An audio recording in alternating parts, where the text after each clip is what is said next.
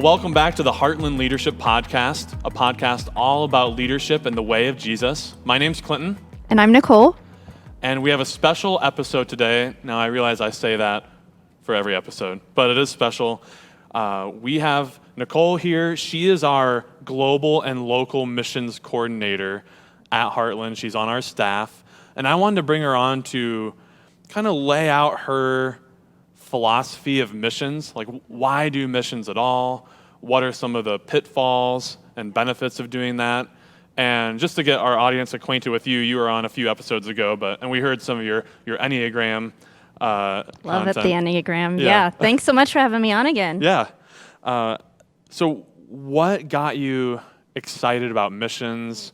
Just tell us a little bit of your story so we can get to know you and hear what you have to say. Yeah, happy to. This is, in addition to the Enneagram, one of my most favorite things to talk about. So really appreciate the opportunity.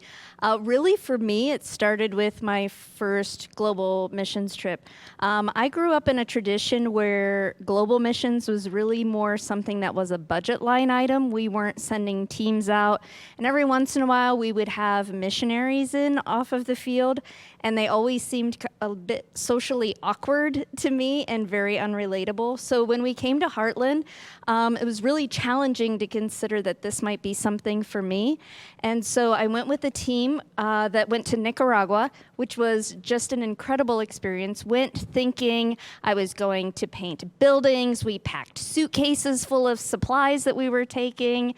And just God really broke my heart while I was there over just not only the poverty that I was seeing there, but also realizing that I was there for a reason very different than I thought I was. Interesting. So almost immediately when you started talking, I thought, oh, wait, maybe people don't know, like, what is a mission trip? Because that's kind of a insider language. Oh, that's and good. That might, I think it might, in your answer to that, kind of lay out your cards of what your philosophy of missions is. I think people might give different responses to that. But what's maybe like a typical way of describing like what is a missions trip? Yeah, so we view them as spiritual formation trips that really are taken in the context of long-term partnership. So we don't take trips to just take a trip. We do those in the context of long-term partnerships that we're in with our global partners. So in that case, our global partners, Brandon and Hannah Weidman, were serving in Nicaragua at the time and went to visit them. Right, because I could go on a cruise ship and stop at some port in Nicaragua, do some of the excursions, but that's clearly not a mission trip just because I went to another country and did fun things. Yes. Now, Yes. Probably on a mission trip, you go to a different country and do fun things, but is there something above and beyond that makes it, why is it missions trip? Yeah, so probably the short answer to that was you're going to serve, right? So that was a piece of my thinking of what I was going to do. And that's certainly a piece of it. But in our missions philosophy, it's really around building relationships. And as we talk about here a lot, transformation happens in the context of relationships. So that's really what the mission trip is about. And so you went to this trip to Nicaragua in 2014, you said? Yep. And so how do we go from there? Like, you just went on a trip like any other person to That's right. You now lead our church in this area and you're on our staff and you're the cheerleader for global missions. Yeah. What's the story there? So one of the things that I experienced while on the trip was just this intimacy that the Nicaraguans that I met had with God. There was a very specific prayer event that I was at that it just made me realize I'm missing out. I'm missing out on. You're saying they had here. something that you didn't have? Exactly. Okay. Yeah, that's exactly right. So came back with this stirring, a holy discontent, some might call it, that I really wasn't sure what to do with. What were you discontented over? The poverty that I'd seen. I'd never seen that level of poverty. But then also at the same time, this just intimacy with God that I knew I was missing. And so taking that back, really feeling like we must be called to the field. I think we being my husband and Tom and I, must be called to go back. And there's something there that I need more of. I believe I'm being called to the field. And Tom felt very strongly that we were not. Oh. So that created some interesting dynamics and conversations at our house, but ended up over time realizing that because of what God stirred in me there was work for me to do here. So began engaging in some local missions, but then also stepped into leading trips and being a part of our global missions team. And then eventually, over a number of years, a staff position opened up. And I believe now in hindsight, that holy discontent, that stirring that I was feeling may have been my call into ministry at that point. Wow, that's awesome. So in our conversations in like our conference room here and different places, I love picking your brain on this topic. You have frequently referred to this book. It's called When Helping Hurts. Yep. And there's a little companion to it, Helping Without Hurting, that you use for your teams. This is by Steve Corbett and Brian Fickert. Yep. I've read this. You've read it a lot, probably more than once. And so we really recommend you check this out. A lot of what we're going to talk about today circulates around some of their ideas. Can you give just a quick little synopsis of what's their project? What are they trying to do in that book? Yeah, what I love about... And how it's like formed your philosophy of ministry. Yeah, that's good. I found that when I read that book, it kind of gave language to some of what I was experiencing that I couldn't really put words to.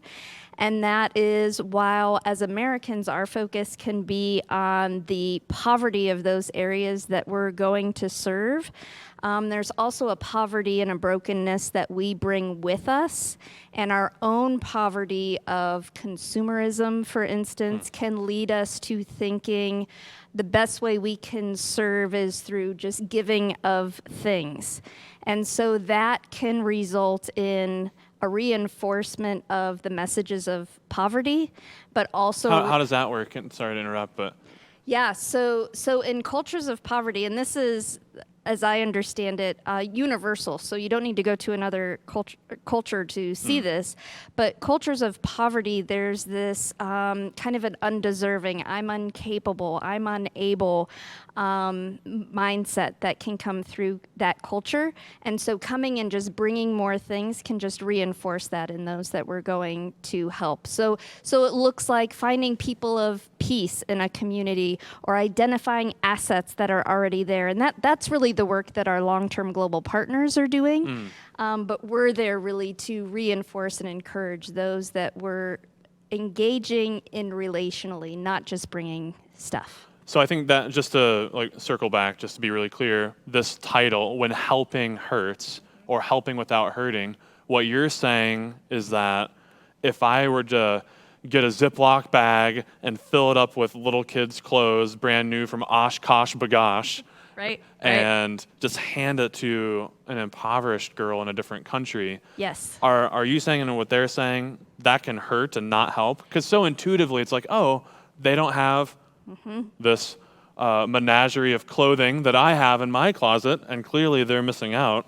So here, and maybe they only have one out. I'm not saying, I don't mean to be pejorative. They might have one outfit of clothing. Right, and so you're thinking, yeah, they could really use more clothes. Yeah. I have extra clothes. I'll bring them. Yes. Yeah. But that's bad? That can hurt? That's a great example, Clint, and kind of a real life example where in those cases there are moms, parents that those children have that are providing for them, that can be just reinforcing the poverty mindset for them when we just come and swoop in kind of as the knight on a white horse, bringing all of our stuff. And ultimately, we miss out when it's just about giving material things to those in poverty. We miss out on like what I experienced on my first mission trip and continue to, of what can we learn from those that we're going to serve and engage with relationally. And so you mentioned this term that we're pretty fond of here at Heartland, the global partner. Yes. Now, just to be fair, Right. probably a lot of church communities call them missionaries, but you're not Right. super fond of that word. Why is it? What's your deal with that? Yeah, so I think for a lot of us, myself included, the term missionary can come with a lot of baggage. As far as, like I mentioned, kind of this, like they're the spiritually elite. None of us could do what they're doing.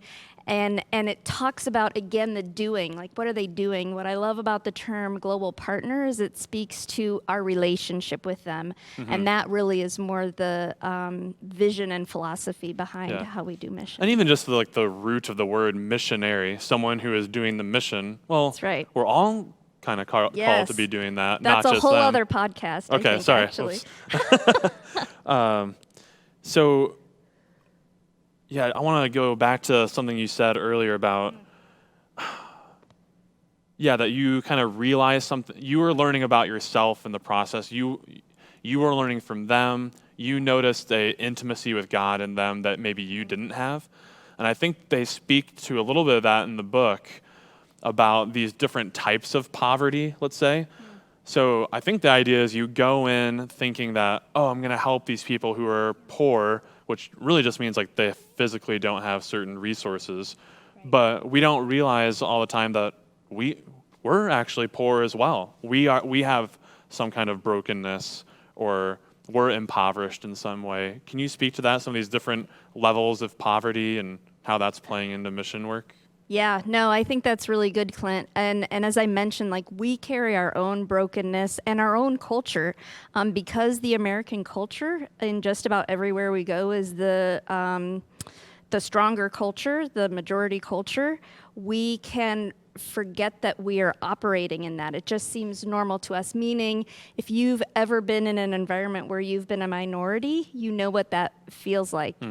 Many of us as white middle-class Americans haven't had that experience. All of that to say, we bring our own poverty, and that poverty is ingrained in what some could say replacing the gospel with our American dream, for instance, that God's blessing comes in achievement and financial wealth. And so I miss the fact that I prioritize achievement over relationships. That, I think, is a big piece, especially when we go to third world countries. There's this different concept of time. When we were in Nicaragua, for instance, we would call it Nica time. So, yeah, you and I might have a meeting at 10 a.m., but if I run into my friend Destiny and we get into this great conversation, my priority is my relationship with her. And so I will probably be late for our meeting. And it's not even considered a lateness. It's just that you prioritize, the culture prioritizes relationships. And that's something that we can learn from. It's also something that I think we see here as far as, like I grew up knowing when I had a job, I needed to show up on time, ready to work. If I did those three things, that would put me ahead of most everybody else. And yet if you're coming, as I understand it, if you're coming from a culture of poverty, that is not your priority. Your priority is those that you're in relationship with. And so if I'm supposed to be at work, but my friend Clint needs me to give him a ride somewhere, my filter is that I'm going to call off of work and give my friend Clint a ride somewhere because my priority is my relationship. And I think there's a lot that we can learn from that. Yeah. So I want to, please correct me if I'm wrong, because I'm still kind of working through this and wrestling with it. Me too. So I get what we're saying about, like, you don't want to infuse the American dream or something into some other culture, or at least the negative aspects to what that American dream picture entails.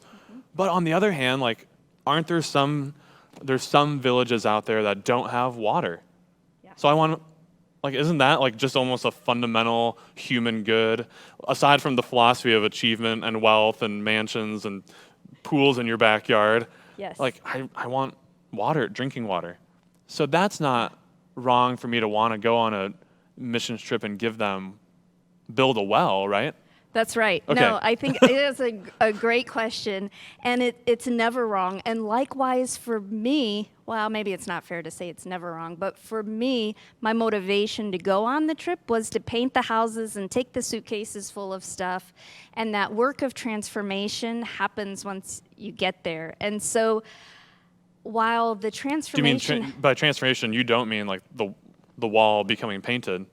I you don't mean the wall becoming painted, right? You mean you being transformed. Exactly. Just Okay. like my experience coming back, knowing that God had done something in me, I spent a lot more time praying about and working through that than like celebrating the buildings that we painted while we were there.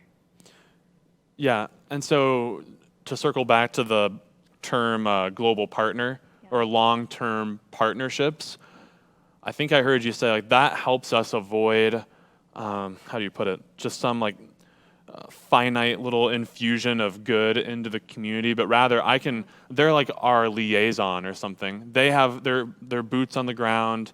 They're actually in the community. They know what the actual needs are. And so it's helpful to be in partnership with them, right? Because they might say, oh, we don't really need more like toy fire trucks. Yeah. We need this, this, and this. That's right. And it might change what you had in mind, right? Yeah, well, that's exactly right. And that's part of that posture of entering in as learners and receivers.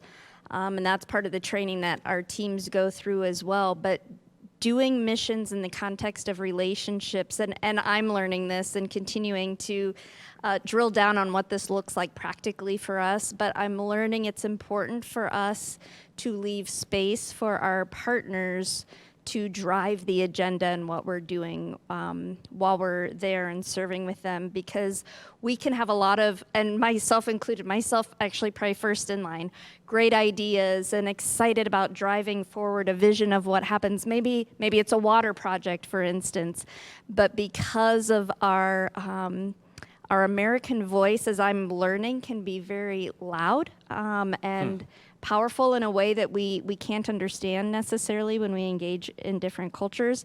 It takes us being intentional to step back and leave space and go as listeners and learners and let the partners drive that. So we've given like one or two examples of when helping hurts.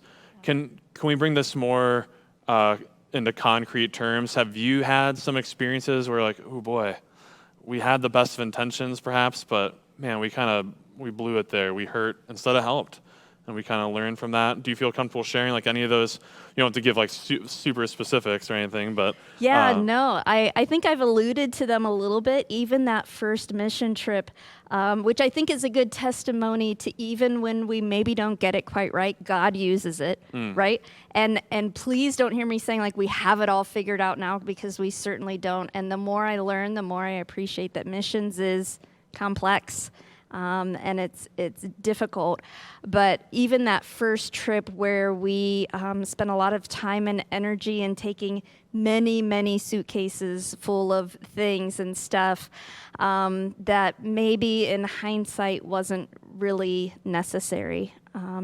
And that's a shift that we've been making in our global missions program, to really be intentional about preparing teams intentionally to be stepping in and engaging relationally and taking some of that emphasis and focus off of taking more stuff with us. Yeah.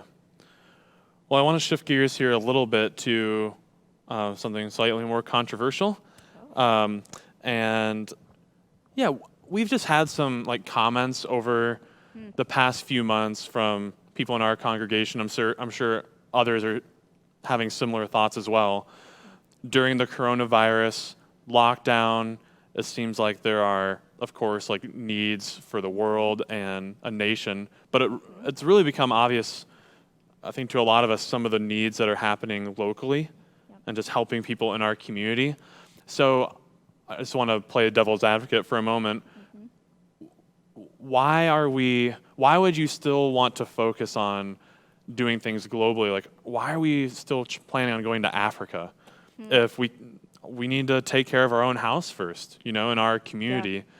Yeah. Can you kind of speak to that? Someone that might be wrestling with, man, I really feel like I need to protect my own homestead, and then like we live in Medina, like my little Medina County area, and then once this is sorted out, then I can worry about the rest of the world. Is there something to that, or how would you push back on that mindset? I I'm so glad that you brought it up because I think it's a great question. And I do believe as we engage relationally in missions, that answers that question. It's because our friends are in Africa and our friends and our partners are in Nicaragua and Costa Rica and these places that are also going through the pandemic. And we joke around about it, but it is literally a both and. There's not a one for the sake of the other.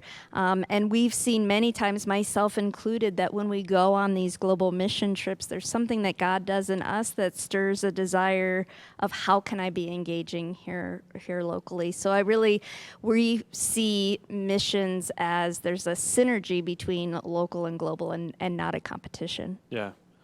So you kind of alluded to this already, but I find it really interesting that if the point of the trip ultimately is spiritual formation, is that kind of what we're saying? Yes. Or is it more both and, like we're doing good over there, but also us? We are. I mean, because we do it in the context of long-term partnerships, our goal is to help move our partners forward in what they're accomplishing as well. Would you say that there's something unique about the mission field that leads to spiritual formation? Because I can imagine someone saying like, oh, if it's just all about spiritual formation, couldn't you just go to like a silent retreat at a little hermitage, go rent a cabin out in some local forest, spend a few days in silence and come back a better person? Do you have to spend thousands of dollars traveling overseas? Yeah, I mean, couldn't we achieve those goods in other ways? Like, it just seems like again, devil's advocate, like an inefficient way to to get at spiritual formation. Or is there something really unique about the missions experience that God's calling us to and wants us to experience?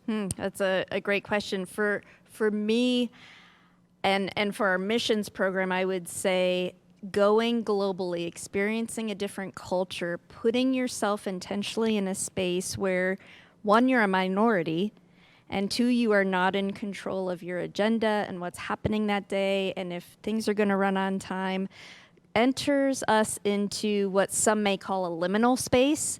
Ooh, and what's that word? Liminal space simply means it's a space and time that is undefined.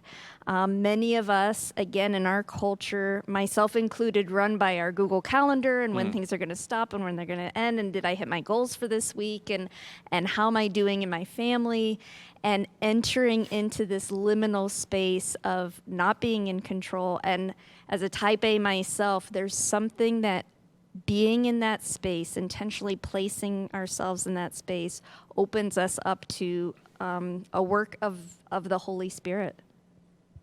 Wow.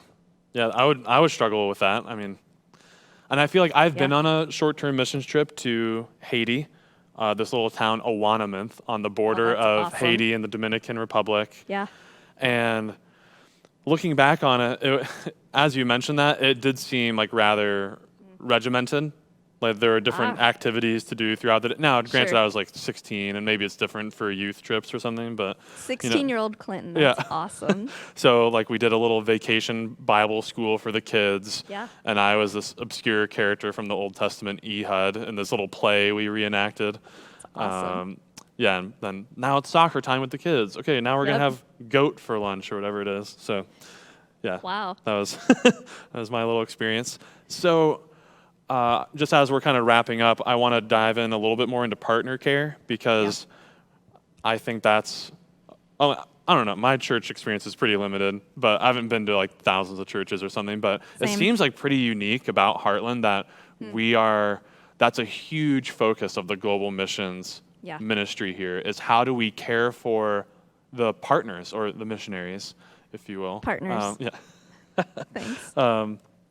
So, but that's a whole different mindset. Instead of maybe like focusing on the individuals that those people are serving, we're focusing on the partners. That's right. Can you speak to ways that we have, as a capital C church, let down those who go out to other countries, and then why that maybe has caused some holy discontent in you to care well for our partners? Yeah. So That actually brings to mind a story that again happened in Nicaragua as part of this is a later trip. This is a trip that I led just a few years ago. And we were sitting around the table, some of our team and probably about 12 of their missionary team. They're Americans that were serving in Nicaragua.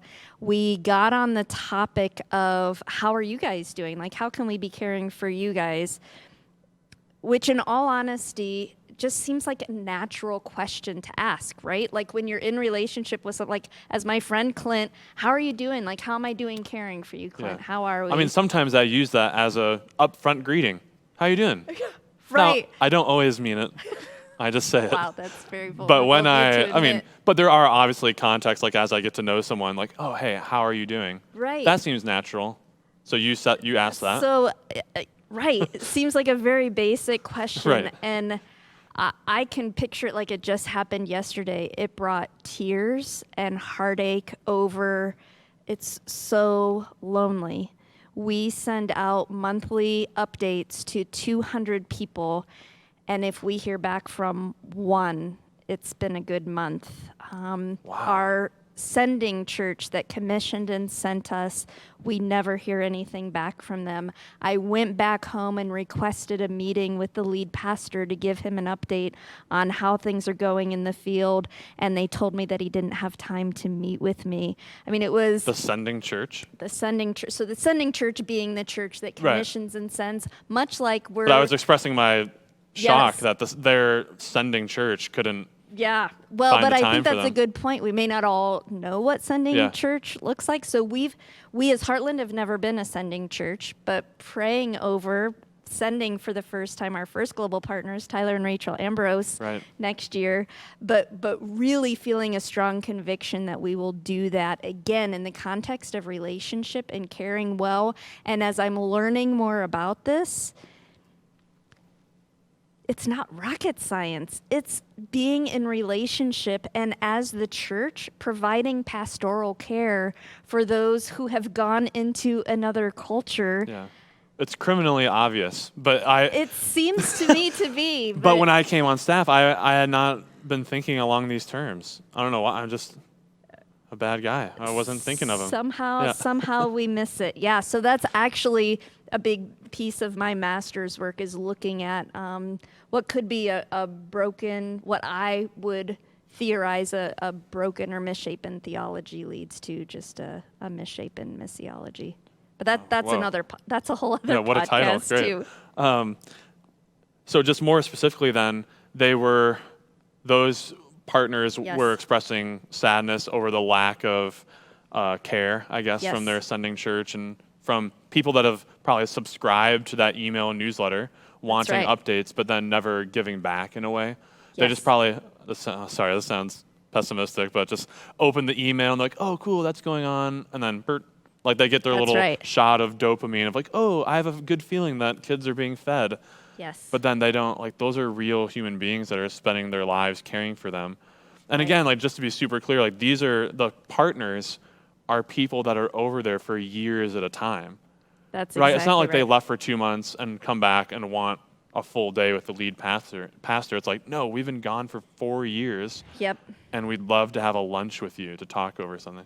Well, and that's interesting that you mentioned that. I believe the statistic is nearly half of all global partners sent to the field do not complete their first term, typically of 3 years. Oh, get out of town. Why? Simply because, well, I think the number one reason that you'll read about is relationships with other partners on the field. But I would say we're not caring for them well. We send them, and it's this business transaction, like come back and sit down with our missions board and justify the money that we're sending to you. And there is a piece of that in a reciprocal relationship, but I believe we can miss that relational caring aspect of being in relationship. Well, I know that I am, and hopefully our listeners are too. I am gripping my chair to wait to hear, how can I care well? What can I do then? Yeah. I subscribe to the email. good. I give to my church, and hopefully they're using Thank part you. of that That's funding. right. Absolutely. What can I do? Absolutely. So thank you for asking. Okay. In fact, May 31st, we're going to be having our next Global Mission Sunday, which is going to be totally online. Our intern, Courtney Jones, is doing a great job leading that, but that focus is all about partner care. And so you're going to be hearing from some of our global partners, but also ways to care for them. And as I mentioned, it's as simple as if you're financially supporting a part, whether it's one of our partners or someone else serving overseas, please respond to their emails. Please ask them how they're doing. Let them know that you're praying for them.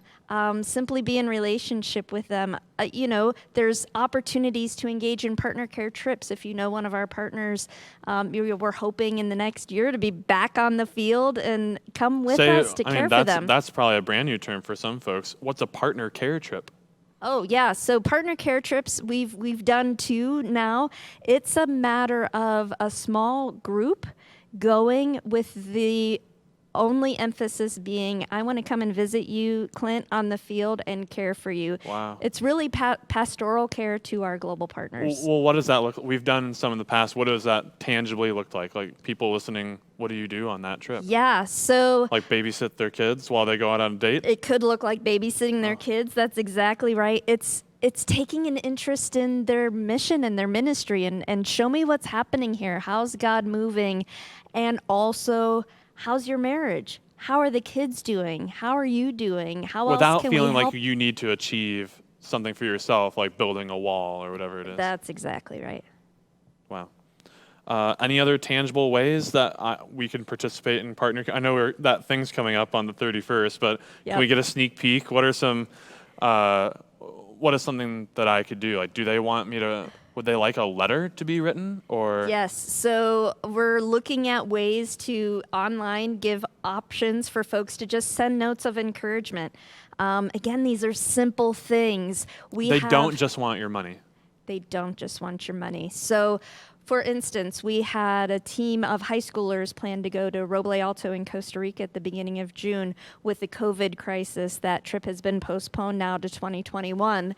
And there's a financial hardship that comes when teams that were scheduled don't come. There's a portion of our trip costs that go to our partners to support them. And so I asked the question of Pam, who many of you probably got to see and meet when she was here a few months ago, like how can we support you in this change? And she said, you know what would be great? Have some of those people who were going to be coming on the trip just hold some signs in Spanish saying, we miss you, we're excited to see you next year, can't wait to see you. So the answer to the question was relational. The kids are so sad that you can't come. And they crucially, miss you. like that, and maybe this is the real answer to my question that I was asking is, you can best help the partners by just asking them. Be in relationship with them. That's good. Find out what the actual need is. And they'll tell you, like she let you know, like, we would really appreciate this. And I would never have thought of that. Me either. Yeah. Right. That's exactly right. And that's the mark of a good relationship in any part of our lives, right? Well, I kind of feel like we figured out missions, even though I know that we haven't. I know it's way more complex than that. And there's probably a lot more to get to, but that's all the time we have for today. So thanks for tuning in to the Heartland Leadership Podcast. Hope you enjoyed that. Thanks, Nicole, for coming back on. I'm sure we'll do this again sometime soon. Thanks for having me. Be sure to sign up for notifications when the new episodes drop. They're usually on Mondays. You can find that on our website under resources for the Heartland Leadership Podcast. Subscribe on iTunes or Spotify. Leave a review. That just helps other people find out about it. All right, have a good one. We'll see you next time.